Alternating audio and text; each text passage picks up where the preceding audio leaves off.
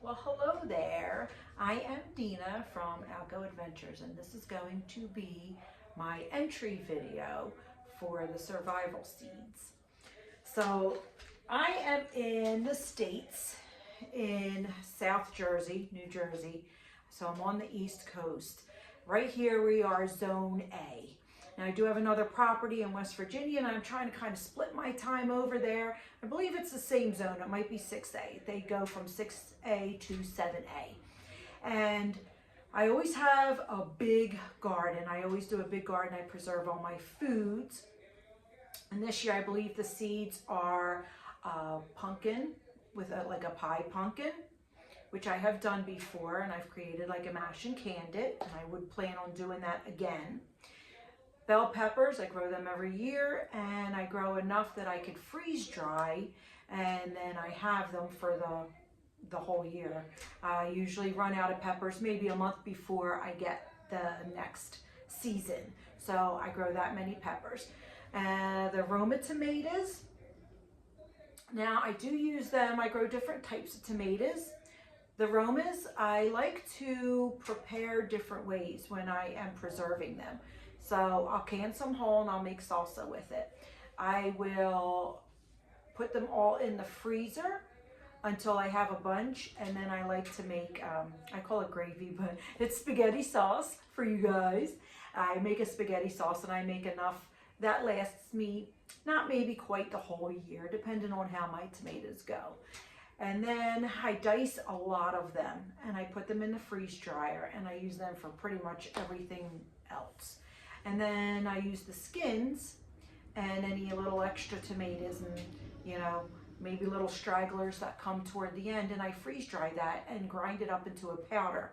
And with that powder, depending on how much water that you add to it, you can make a tomato paste or a tomato sauce. So I like to do that. So I do a wide variety of things with my my tomatoes, and I like to do both of the freeze drying and the canning, because sometimes you need certain things for certain preserving types for different things that you're doing.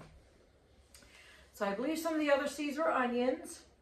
I have mixed reviews on onions on how they grow. Sometimes they grow good for me, sometimes they don't. Here in Jersey, I am in a bit of a sandy soil because I'm by the bay. So I found this year, or past 2 years, that the stuff has not been growing really great. And I had just recently moved my garden into the chicken coop. We took out a section of the chicken coop. It's where I throw my scraps. It's where we throw compost. It's where the chickens kind of dig everything up, and then they add their own fertilizer to it. Block it off, let it sit, and it's a really good soil over there. This year was my experiment with growing my garden in there, and it did great. It produced so much better than last year. So that is the goal, to put everything into the chicken coop garden. I'm already starting to prep it for next year. My only downfall is it's not as big as I normally have it, and with bigger things and growing larger viney things like the pumpkin, I like to put them in another area. So my experiment this year is going to be planting half in West Virginia and half of the stuff here, since I do split my time, and I have people to help me check on both areas. And West Virginia soil is very, very good. It was an old hay field where I am at now. I had grown stuff there before. So I'm going to split certain things in the certain areas, because some stuff does grow better here in the sandy soil, and some stuff does grow better, and with my chicken, because I do have the fertilizer there.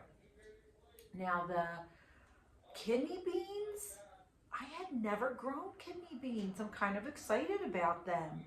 I think for them, I would experiment and do half here and half there to see what soil it likes best, because I don't know. I've never grown it. So I'd like to see that. I'd like to experiment with that. And the same with preservation. I think I would do half I would can, and the other half I would use the freeze dryer. And then I would try them both and see which one I liked best, so that I know moving further forward which one I would go with. And what were the other one? The other one was a beets. Okay, the Detroit red beets. Them I had never grown beets. I'm not a huge fan of beets, but my mother is. So if I did grow beets, it would be for her. I would pickle them and give them to her. Because like I said, I'm not too big of a fan of beets. Maybe I'll give them another try though. I will give them another try and we'll go from there. But I would probably pickle them for my mom or make the eggs, the pickled eggs, since I do have the chickens. I would hard boil the eggs and make a pickled egg, beet egg thing for her because that's the kind of stuff that she likes to do. Now, I noticed stuff like my zucchini did do well this year, not in the sandy soil, but in the chicken coop soil. But in West Virginia, I know it will grow better. Same with the corn. All my corn here is stunted. So that would be moved over to West Virginia as well. But the things like, you know, string beans and tomatoes and cucumbers and peppers do pretty well here. And I would like to do them in my garden here in Jersey. So what I'd like to have this year to start my seeds, I have a sunroom here, as you could see. My sunroom is great, but we do have a wood stove in here. So a lot of times you would think plants would thrive in a sunroom, but in here, just with the changing temperature, if the stove is not on, it's a little bit cooler in this room. But when the stove is on, it's extremely hot because the stove goes throughout the entire house. So it does get very warm in here, and then the humidity. So plants don't do as great as I thought they would be doing. I thought this would be more like a greenhouse type, and it's not. Now I do have, you can see behind me, and I have plants all around here, and they do well, and they do well all year in here.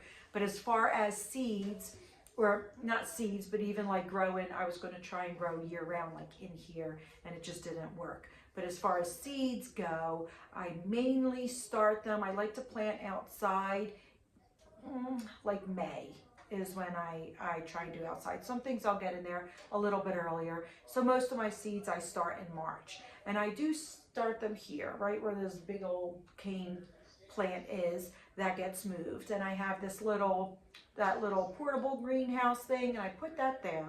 And I cover it, but leave the window side open.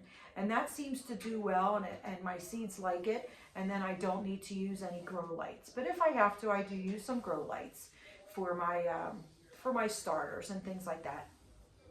But if I put them on here, I get so much sun in this room. Like today is a little bit of a gloomy day, so maybe not today, but I do get a lot of sun in here. So I'm able to seed my stuff early, and then I put them out. Certain things I will sow right into the ground. Onions are one, they go right into the ground. Pumpkin, I usually do start that inside. I'm not sure about the kidney beans. I'd have to see.